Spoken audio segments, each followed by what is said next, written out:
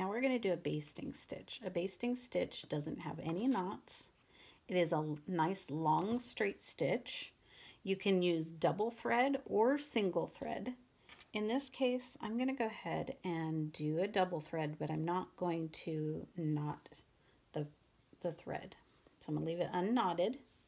And all I'm going to do, this was where I did my back stitch, and now I'm going to do just a basting stitch. So I'm going to go down and up and pull it through. This would be a good stitch to use if you don't have pins. You just want to hold your fabric together until you can sew it.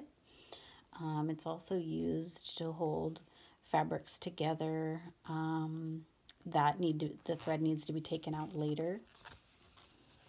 It's also a good stitch to use when you are gathering. So I'm just going to go down and up. Now you can hold the fabric and do it one stitch at a time and go all the way through, and then go up, do the other side, and then down,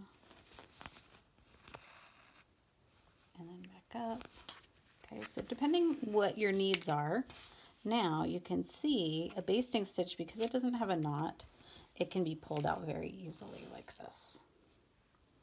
Okay, I'm going to show you how a basting stitch can be used to gather. You may have done this when you made a pin cushion. If you've done the pin cushion, you go up and down and up and down. This is a very quick way to do it. But now if I pull these threads and I scrunch them together, kind of like a curtain, I have a gather. Sometimes you can put a knot in the end and then pull. But sometimes with a lot of stress on the thread, see that knot just pulled right through. And this fabric has kind of a big weave, so it just pulled right out. So in that case, I would do a starting knot like this, since I put a knot in the end, and catch it here. Now when I do that running stitch or that basting stitch, it's not going to come out when I pull the thread.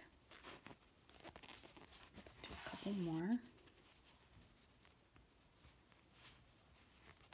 Okay.